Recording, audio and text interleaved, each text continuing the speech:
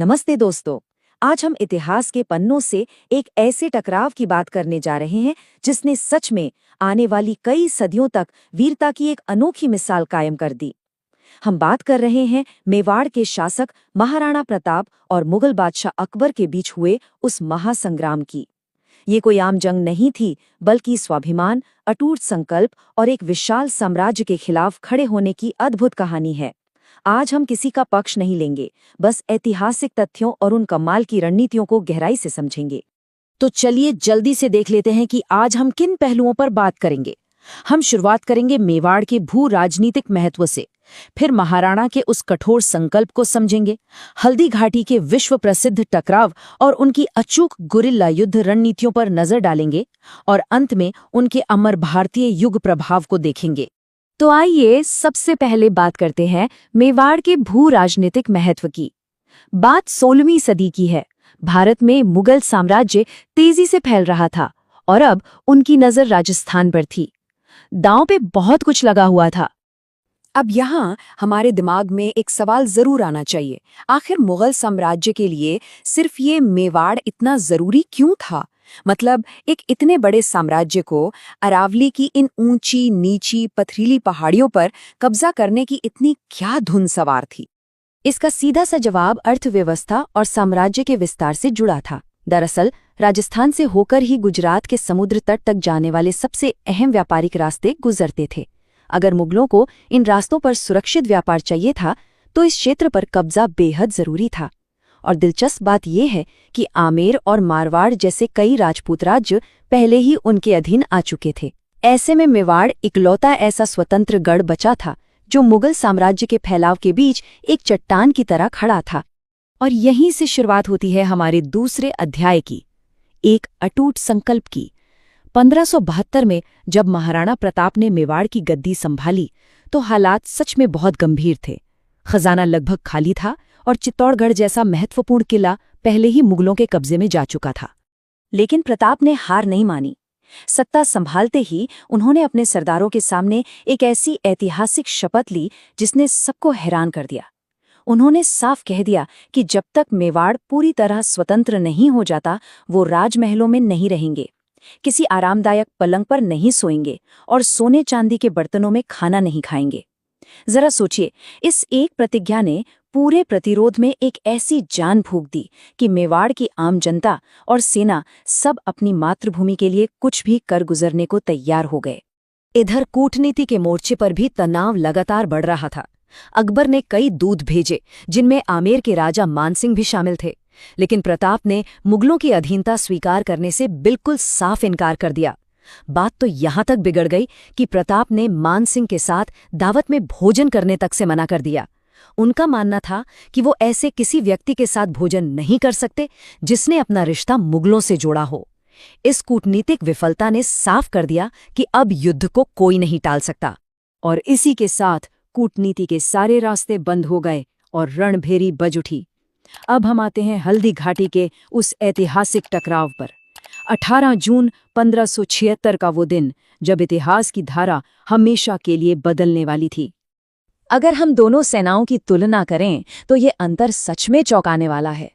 एक तरफ मान सिंह के नेतृत्व में मुगल सेना थी जिसमें करीब 10,000 सैनिक, सैकड़ों हाथी और बंदूकधारी थे, और दूसरी तरफ महाराणा प्रताप के पास सिर्फ 3,400 के आसपास की टुकड़ी थी जिसमें मुख्य रूप से राजपूत घुड़सवार और भील तीरंदाज थे। ये एकदम एक तरफा अंडरडॉग लगने वाला मुकाबला था, लेकिन असल कहानी तो अभी शुरू होनी थी। प्रताप युद्ध की कला में माहिर थे। उन्होंने जानबूझकर मुगलों का सामना करने के लिए हल्दी घाटी को चुना। ये पीले रंग की मिट्टी वाला एक बेहद संकरा पहाड़ी दर्रा था। यहां से एक साथ बहुत बड़ी सेना गुजर ही नहीं सकती थी। इस भौगोलिक रणनीति ने मुगल सेना की विशाल संख्या के फायदे को पल भर में बेअसर कर दिया। जैसे ही मुगल सेना उस तंग रास्ते में फंसी, मेवाड़ की छोटी सी टुकड़ी ने बिजली की तेजी से हमला किया और उन्हें पूरी तरह तितर-बितर कर दिया।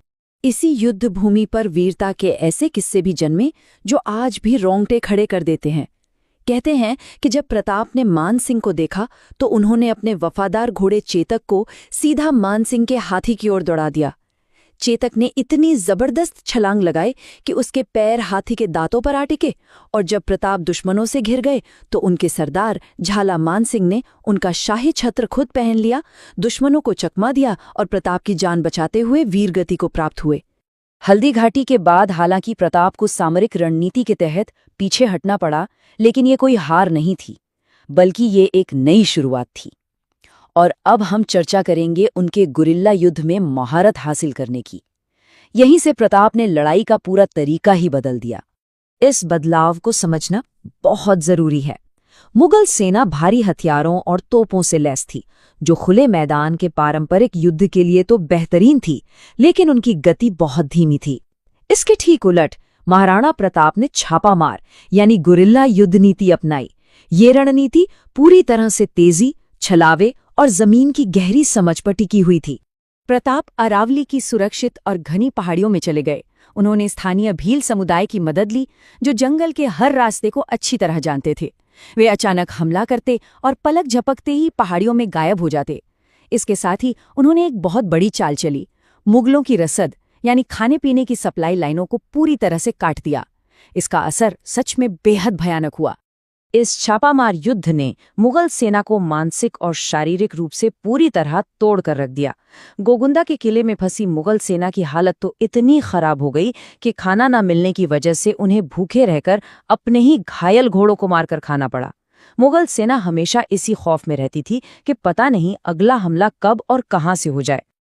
और फिर आता है 1582 का दिवेर का युद्ध। यहां इस संख्या पर गौर कीजिए, 36,000। बचपन के मित्र भामाशाह से मिली आर्थिक मदद से प्रताप ने एक नई सेना खड़ी की और मुगलों पर ऐसा जोरदार प्रहार किया कि उनके कमांडर के मारे जाने के बाद पूरे 36,000 मुगल सैनिकों ने महाराणा प्रताप के सामने आत्मसमर्पण कर दिया। ये टाइमलाइन इस लंबे संघर्ष की पूरी कहानी बयां करती है। 1568 में चित्तौड़गढ़ छिनने और हल्दी घाटी के बाद प्रताप ने कभी हिम्मत नहीं हारी। 1582 की दिवेर की जीत के बाद तो उन्होंने एक ही दिन में मुगलों के 36 ठिकानों को तबाह कर दिया और आने वाले दशकों में कुंभगढ़ और उदयपुर सहित मेवाड़ का ज्यादातर हिस्सा वापस जीत लिया। अब हम इस विश्लेषण के अंतिम और सबसे अहम पड़ाव पर हैं, एक अमर भारतीय युग प्रभाव। दशकों तक चले इस अथक संघर्ष के बाद आखिर महाराणा प्रताप की विरासत क्या रही? 1597 में एक शिकार के दौरान लगी चोट के कारण 56 वर्ष की आयु में उनका निधन हो गया। लेकिन इसमें सबसे बड़ी बात ये थी कि वो एक स्वतंत्र शासक के रूप में इस दुनिया से गए। मुगलों की पूरी ताकत भी उन्हें अकबर के सामने झुका नहीं पाई। वो ताउम्र अपराजित रहे। ऐतिहासिक ग्रंथों में एक बहुत ही भावुक किस्सा मिलता है। कहते हैं, जब प्रताप की मृत्यु की खबर अकबर के दरबार में पहुंची तो मशहूर कवि दुर्सा आढ़ा ने कहा कि तुमने अपनी पगड़ी कभी नहीं झुकाई और आज तुम्हारी मौत पर स्वयं बादशाह का सिर झुक गया है और उसकी आंखों से आंसू बह निकले हैं।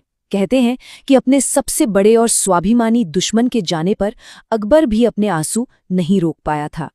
और यही वो कारण है कि महाराणा प्रताप आज भी इतने पूजनीय हैं। उनका जीवन सिर्फ किताबों में दर्ज कोई सैन्य इतिहास नहीं है, यह इस बात का एक जीता जागता प्रतीक है कि जब परिस्थितियां पूरी तरह आपके खिलाफ हों, तब भी मातृभूमि की स्वतंत्रता और स्वाभिमान के लिए कैसे अड़ा जाता है। उनका यह संघर्ष आने वाली हर पीढ़ी के लिए संप्रभुता और सम्मान का सबसे बड़ा उदाहरण बन गया। तो अंत में इस बेमिसाल ऐतिहासिक संघर्ष को करीब से समझने के बाद एक सवाल जो हमारे मन में रह जाता है, जब सामने एक अजेय और विशालकाय ताकत खड़ी हो तो वो क्या चीज है जो एक ऐसी विरासत बना देती है जो बड़े बड़े साम्राज्यों के खत्म होने के बाद भी अमर रहती है? क्या वो सिर्फ सेना की ताकत है या फिर इंसान का कभी न टूटने वाला अदम्य संकल्प? इस पर जरूर विचार कीजिएगा। इस ऐतिहासिक सफर में हमारे साथ जुड़ने के लिए बहुत बहुत धन्यवाद।